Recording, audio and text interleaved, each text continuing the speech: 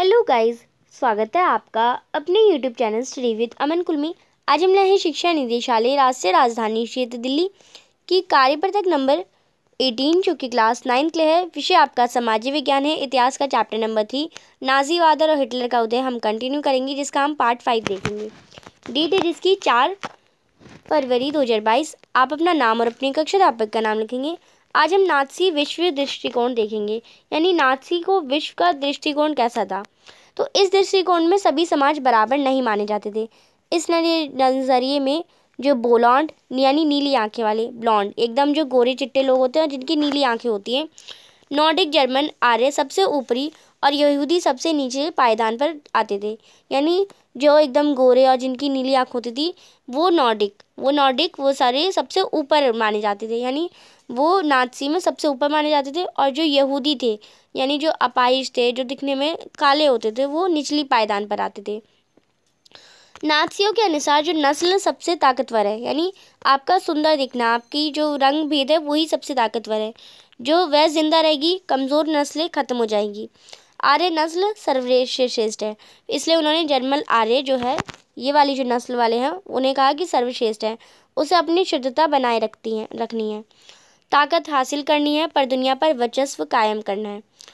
Nuremberg नागरिकता अधिकार सितंबर 1935 के अनुसार जर्मन नस्ल वाले व्यक्ति को ही जर्मन नागरिकता और अधिकार मिलेंगे। यानी उन्होंने कहा था कि जिनका जर्मन नस्ल होगा, यानी जो जर्मन आर्य के लोग होंगे, उन्हें जर्मनी में नागरिकता यानी रहने को मिलेगा, अधिकार मिलेंगे। यहूदियों और जर्मनों के बीच विवाह और संबंधित पर पाबंदी लगा दी, यानी यहूदी से कोई शादी नहीं कर सकता। इसके अलावा यहूदियों द्वारा राष्ट्रीय ध्वज फहराने पर पाबंदी, यानी वो राष्ट्रीय ध्वज भी नहीं फहरा सकते, वो झंडा नहीं फहरा सकते।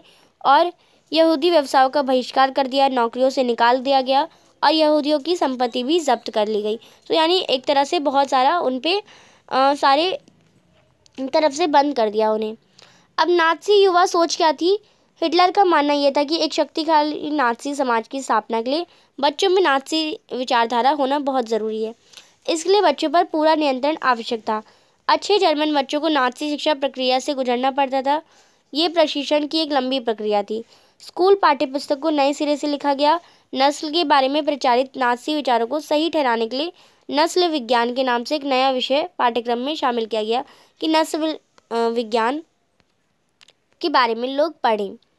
बच्चों को सिखाया गया कि वफादार व आज्ञाकारी बने, यहूदियों से नफरत और हिटलर को आदर्श माने। यानी बच्चों को भी यही सिखाया गया कि वो यहूदियों से नफरत करें और हिटलर का आदर्श माने।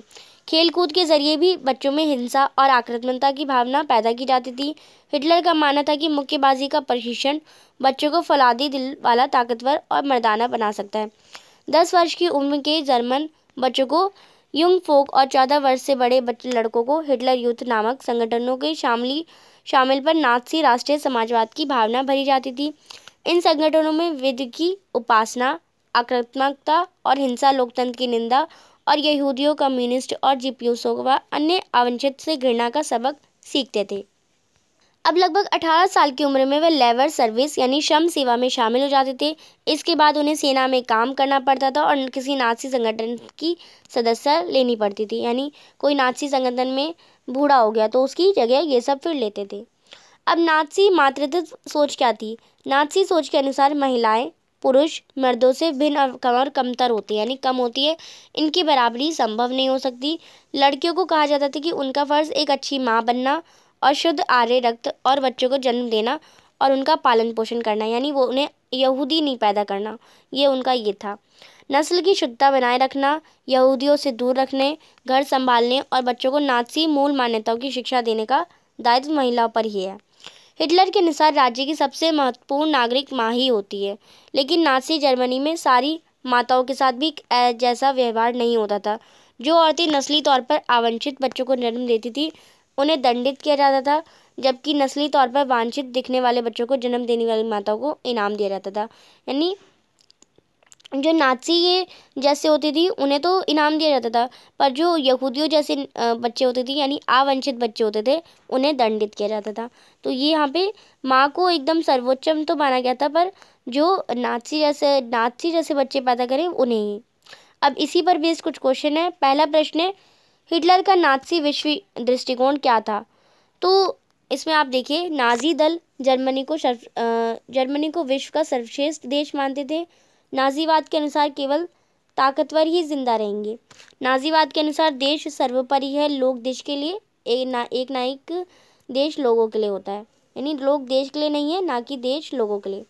नाजियों के लिए दृष्टि में जर्मन आर्यन सर्वश्रेष्ठ थे, बाकी सब अवांछनीय थे। नाजी दल युद्ध की उपासना तथा बल प्रयोग में विश्वास रखते थे। दूसरा प्रश्न है, नाजी सोच को अगली पीढ़ी में लाने के लिए हिटलर ने कौन से उपाय किए? तो उसने क्या किया? हिटलर का मानना था कि एक शक्तिशाली नाजी समाज की स्थापना के लिए बच्चों में नाजी विचारधारा होना बहुत ज़रूरी है, यानी बच्चों में भी नाजी विचारधारा होना बहुत ज़रूरी है। अच्छे जर्मन बच्चों को नाजी शिक्षा प्रक्रिया से गुजरना पड़ता था, यानी उन्हें नाजी पढ़ाई जाती थी। अब स्कूलों में पाठ्यक्रमों को नए सिरे से लिखा गया, यानी एक नस्ल विज्ञान के नाम से एक नया विषय पाठ्यक्रम में शामिल किया गया, यानी पढ़ाई में शामिल कराया गया, एक नया सब्जेक्ट आ गया। हिटलर को आदर्श के रूप में प्रस्तुत किया जिसमें और यहूदियों के प्रति नफरत भरी गई।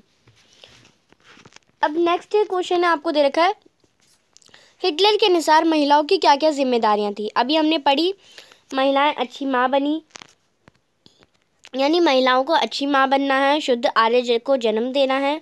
बच्चों को नाजीवाद की शिक्षा भी महिलाओं की ही जिम्मेदारी थी और उन्हें यहूदियों से संबंध रखने की मनाही थी, यानी वो यहूदी से बात तक नहीं कर सकती थी। चौथा प्रश्न है, एक अच्छे समाज के निर्माण में विद्यालयों का क्या योगदान हो सकता है? तो ये तो आप अपने बेस पे लिख सकते हैं। राष्ट्र और समाज के निर्माण में विद्यालय की अहम भूमिका होती है। विद्यालय केवल ना एक भवन होता है, यानी बस एक बिल्डिंग नहीं है, बल्कि एक अच्छे समाज का आधार होता है। विद्यालय में बच्चों के मन में बीज के रूप में अच्छे संस्कार दिए जाते हैं, जो कि भविष्य की एक फसल की तरह तैयार होती है, जिससे राष्ट्र की मजबूती मिलती है। अब पांचवा प्रश्न है, समाज में महिलाओं का स्थान बहुत महत्वपूर्ण होता है।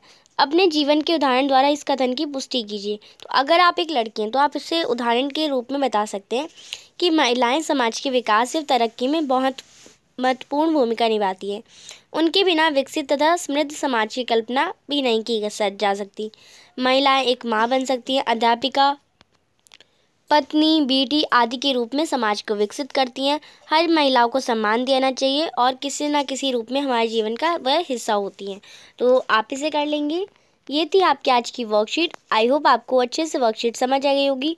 चैनल को अभी तक सब्सक्राइब नहीं किया है तो प्लीज़ मेरे चैनल को सब्सक्राइब ज़रूर करें, ज़्यादा से ज़्यादा दोस्तों के साथ शेयर करें। Thanks for watching you, bye bye guys.